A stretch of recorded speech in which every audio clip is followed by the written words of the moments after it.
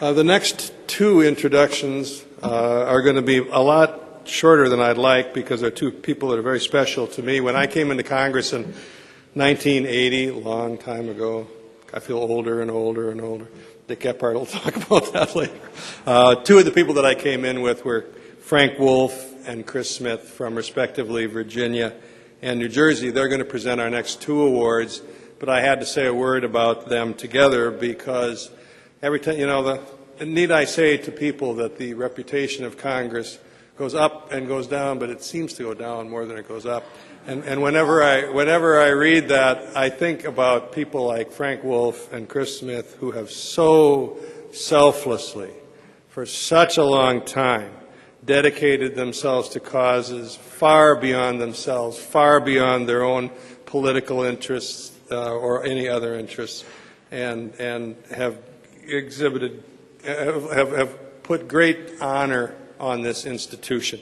I mention them because they're friends. We came in together. There are many others in both political parties in the same category, but these are two of the best. So it is a personal pleasure for me to introduce the co-chairman of the Congressional Human Rights Caucus to present the award for religious freedom, my friend Congressman Frank Wolf.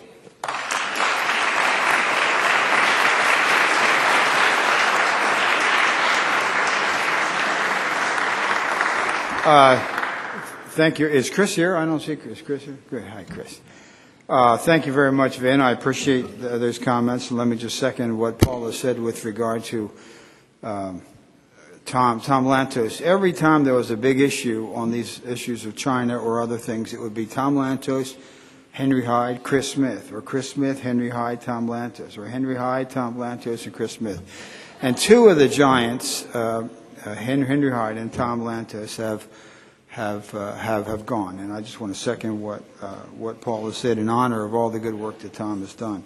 Secondly, hey Dick, I didn't see you in there. Hello. Secondly, I want to say that the people of China do want freedom, and I believe that I will live to see China collapse, and the government of China collapse. In fact, I believe that they have found Ceausescu's playbook, and they are following it almost to a T. In the same way that in 1986, when everyone said that the Berlin would never fall, and we were going to live under communism, and we all remember Whittaker Chambers' book, when Whittaker Chambers left the Communist Party, he said that when he left the Communist Party, he believed that he was leaving the winning side and joining the losing side.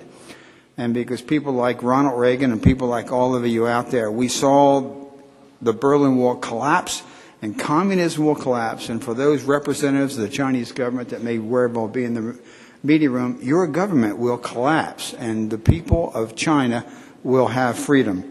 I'm pleased here tonight to present the NED Award for Religious Freedom. And as we do that, we should remember today there are 35, according to the Cardinal Kong Foundation, 35 Catholic bishops that are in jail or under house arrest today. If you're Protestant, there are about 600 house church leaders that have been arrested over the last several years. At the very time people from our government are thinking of going to these genocide Olympics, they are arresting Protestant house church leaders. If you're Buddhist, look what they've done in Tibet. I was in Tibet a number of years ago with another young Tibetan monk. It's against the law. It's against the law to even have a picture of the Dalai Lama, and we all know what. And keep in mind, the current leader of China today was the one who implemented and put in policy the China policy that's currently in Tibet today. Are there any Muslims here? Look what they're doing to Reba Gadir's family and the Uyghurs up in that northwest portion. Reba Gadir's 2 children are in jail, and the other one is under house arrest. So the whole issue of religious freedom, I think, is an important issue, one that the Chinese government does not understand. I'm honored today to give the award to the following 2 people. Li Heping, who has endangered his own life, and these are sort of the Solzhenitsyns of China, and Sakharov to China, has endangered his own life by standing up for the rights of Christians arrested for participating in house church activities. Also members of the Falun Gong, and the Falun Gong get kicked around left and right, and those in Tibet.